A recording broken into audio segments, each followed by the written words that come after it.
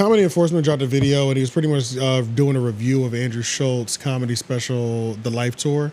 And he was highlighting how it was good, it wasn't bad, but how different and vast, or how different the change is from Andrew Schulz's original stand-up comedy of being Flagrant.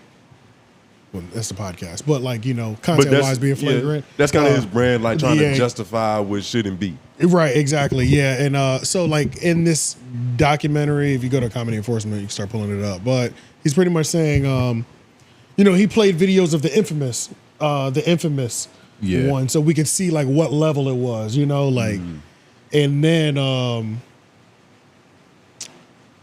this one. Yep, it must be that one. I think. Yeah, no, it is that one. It is that one for sure. He's not funny. Yep.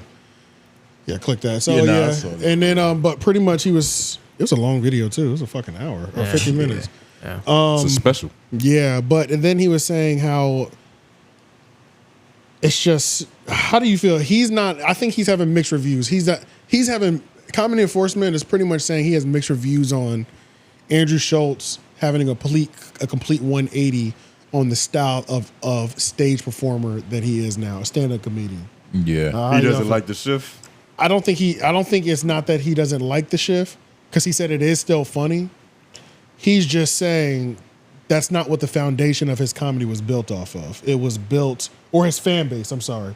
So majority of his fan base, and he's also related to Flagrant, how it's become more for everybody now. You know, it's less Flagrant, jokey, joke, laugh like it used to be. Now it's more Joe Rogan. This is content for everybody. It's a lot more inclusive. Yeah, it's a lot more inclusive and things of that nature. You said coming into his own. So, I mean, that's a good point, too, because it's like, is that a bad thing if that's where he's at? And it's also like, but does it feel like a 180 switch? Do you feel like his group was called the Asshole Army? Like, that's not what it feels like no more. Like the content. I mean, if you watch the podcast, he's still saying incredibly flagrant shit. Yeah, it's thing like he gets bleeped all the time. Yeah, I don't know if it was last episode. I think it was the episode before last, because they had the two foreign niggas on from Shits and Gigs. Shits and Gigs, yeah. So it was the episode before that one. He had like a long ass bleeping that shit to where it's like, what did that nigga say? Yeah, I'm not gonna lie. Sometimes I be thinking they don't be bleeping no fire shit like that. I think the way they use it's fake flagrant. Yeah, sometimes the way they use the bleep and even brilliant idiots, I'm like, I just, for some reason, it doesn't feel like that needed to be. You felt like the bleep was a joke. Yeah, like it just. Sure, it's flagged on YouTube, but is it really that crazy? You know what I mean? They kind also, of one of those things. They're making different types of money. You got to bleep. It just doesn't always feel like, it's not like these niggas are having a serious conversation, and then one of them's like, nah, because you know, like it's, and it's like, it's never like that. It's always just like him blurting shit out. So it's like, wasn't that funny? Yeah, I don't know. Sometimes it does look like I'm just yelling out a bundle of sticks right now. You know what I'm saying? Like, bleep that. Sometimes that's what's it. No, I'm not saying all the time, but sometimes I feel like it doesn't feel like it's always that bad. It's sometimes where it's just a whole sentence that just can't be included. Yeah, because it's like if you might be able to pick up on what he said based off some of the following words, so you just bleep the whole excerpt. Yeah. But long story short, so yeah, do you think that's a fall off? See, I think I haven't heard it yet, so I can't really, speak on the video. Decipher it. Every comic like evolves. Like George Carlin, like he did a complete 180, kind of worked out for him. So it's just a part of the process, artistic expression and shit. I think I do have that. I haven't seen a show special in a minute, but that sentiment of like, all right, he's softened up a little bit. Maybe being around Charlotte, he PC'd up a little bit. He got a daughter too. That could probably a daughter. Yeah, and got married too. He had a lot of major life events. Yeah, he's accepted a lot of women in his life. And comedy room comedy is different from theater comedy, and theater comedy is different from a fucking stadium comedy. It's different. You can't do the same thing at every level. Yeah, because it just doesn't translate. There's too many fucking people in the stadium.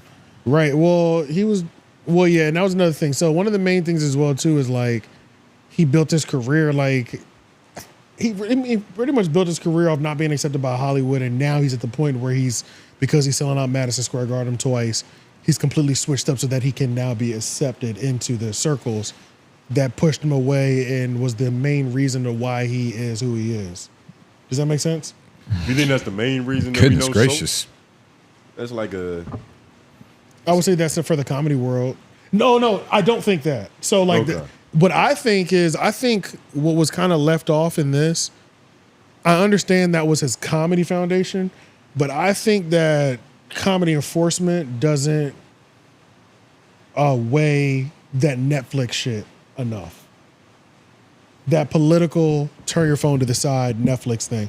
Yeah, it was flagrant. Yeah, it was offensive or whatever. But that audience, that political audience, I think people underestimate how fucking serious that is, to where that was, I feel like, where a lot more of his, like a huge percentage of his fan base came from as well too. And for a stand-up comedian, that's kind of a diss.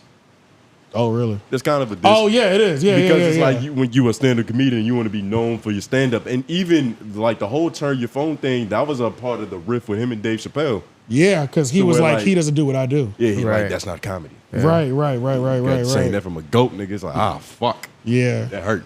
He said, I'll Yeah. never get my Chappelle chain. He's like, yeah, and he's like, more power to the nigga and what he's doing, but that's not what I do.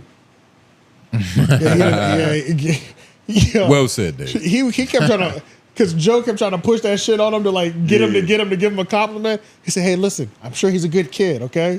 We just don't do the same. I was like, yo, chill. Yeah. Damn. That shit hurt that nigga Schulz, man.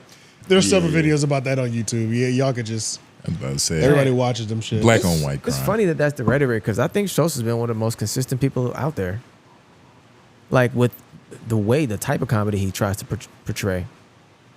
He's definitely more in your face because he has a podcast. He has 2 podcasts, which are big. He still sounds like he's saying flagrant shit to me and it's still annoying me at times. Like, I don't know. He's changed for the better.